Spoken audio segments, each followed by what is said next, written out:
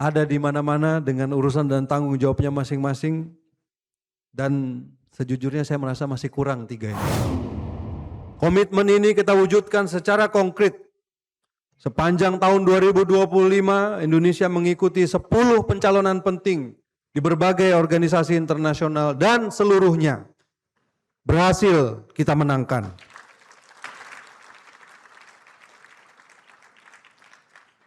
Ini bukan sekedar angka, tapi soal pengaruh dan dampak. Dan wujud kepercayaan kita terhadap prinsip-prinsip multilateralisme itu sendiri. Mulai tahun 2026, Indonesia memegang berbagai peran kepemimpinan penting. Indonesia melalui Badan Pemeriksa Keuangan Republik Indonesia menjadi satu dari 3 negara anggota Dewan Auditor PBB periode 2026-2032. Dan ini bertepatan dengan momentum reformasi PBB. Pada 8 Januari yang lalu, Indonesia resmi terpilih sebagai Presiden Dewan HAM PBB tahun 2026. Ini juga merupakan sebuah mandat yang akan kita jalankan secara imparsial, transparan, dan konstruktif. Di berbagai forum teknis, Indonesia juga memastikan kepentingan nasional diperhitungkan. Mulai dari standar keselamatan pelayaran di International Maritime Organization hingga penguatan konektivitas pos dunia di Universal Postal Union yang berdampak langsung pada UMKM dan e-commerce. Dan saya mengucapkan terima kasih saya khususnya kepada Wakil Menteri Luar Negeri Armanata Nasir yang telah menggawangi, membina dan membimbing upaya-upaya diplomasi Indonesia di panggung multilateral. Rule setting adalah bukti multilateralisme dapat bekerja dan berdampak langsung bagi kehidupan kita. Dan Indonesia juga menyadari bahwa tantangan utama PBB hari ini adalah bagaimana memastikan reformasi di tubuhnya tidak sebatas wacana belaka. Oleh karena itu, dalam momentum 8 tahun PBB, Indonesia secara aktif terlibat dalam berbagai inisiatif UNAT. Arah yang kita dorong konkret, PBB harus lebih responsif, efisien, dan berdampak nyata di lapangan. Atas dasar inilah, Indonesia kembali mencalonkan diri sebagai anggota tidak tetap Dewan Keamanan Perserikatan Bangsa-Bangsa tahun 2029-2030.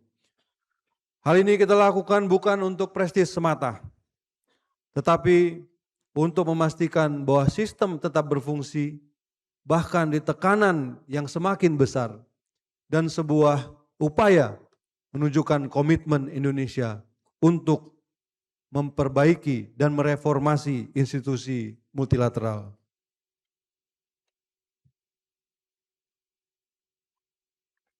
Kita juga menyadari satu hal penting, bahwa di dunia yang multipleks, multilateralisme hari ini adalah sebuah ekosistem arena yang bertahan karena diperkuat oleh berbagai platform. Ketahanan nasional dibangun dengan hadir secara konsisten di arena-arena itu, dengan prinsip yang jelas dan arah yang kita tentukan sendiri. Karena itu, Indonesia aktif di BRICS, G20, APEC, OKI, dan berbagai forum strategis lainnya. Bukan untuk memilih kubu, tetapi untuk menjembatani kepentingan dan memperluas ruang strategis bagi Indonesia. Because resilience is built through networks, not isolation. Keterlibatan Indonesia di BRICS dan proses menuju OECD tidaklah saling meniadakan. Keduanya mencerminkan satu pendekatan yang sama, yaitu strategic diversification yang konsisten dengan politik luar negeri bebas aktif. Pendekatan yang sama pula mendasari fokus Indonesia pada keketuaan D8 periode 2026-2027 dengan agenda yang lebih delivery oriented. memperkuat perdagangan intra D8, ketahanan pangan dan energi, serta kerjasama ekonomi biru, sains, dan teknologi. Fokusnya jelas, jobs, growth, and resilience. Di tengah dunia transaksional, D8 memberi ruang bagi the Global South untuk berkolaborasi dan membangun ketahanan bersama. Cara pandang ini juga membentuk engagement Indonesia dengan dunia Islam. Bagi Indonesia, dunia Islam adalah mitra kunci yang perlu dikelola secara fokus, terencana, dan lintas sektor. Pendekatan ini berangkat dari pengalaman Indonesia sebagai negara dengan populasi muslim terbesar dengan rekam jejak moderasi yang sangat kuat, di mana modalitas ini memberi Indonesia kredibilitas sekaligus tanggung jawab untuk membentuk kerjasama dengan dunia Islam secara lebih substantif. Oleh karena itu saya juga mengucapkan terima kasih kepada Wakil Menteri saya Bapak Dr. Anies Mata yang secara khusus mengawaki diplomasi Indonesia dengan dunia Islam.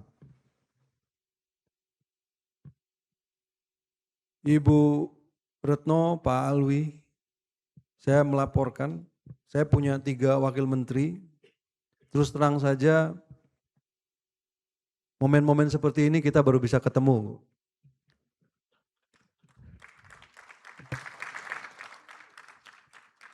Masing-masing beliau ada di mana-mana dengan urusan dan tanggung jawabnya masing-masing, dan sejujurnya saya merasa masih kurang 3 ini.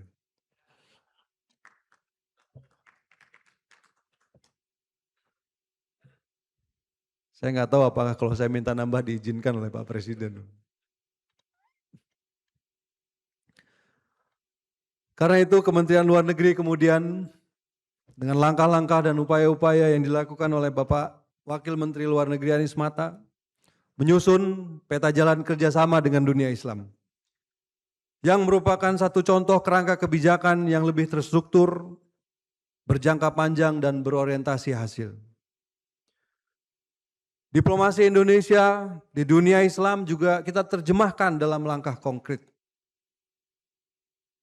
Dan langkah konkret ini merupakan cita-cita yang selama ini diharapkan oleh Bapak Presiden, yaitu terwujudnya sebuah inisiatif Kampung Haji Indonesia di Mekah sebagai bagian dari penguatan kapasitas negara sebagai bentuk dan wujud dari kehadiran negara dalam meningkatkan kualitas layanan dan fasilitas bagi jemaah haji dan umroh Indonesia.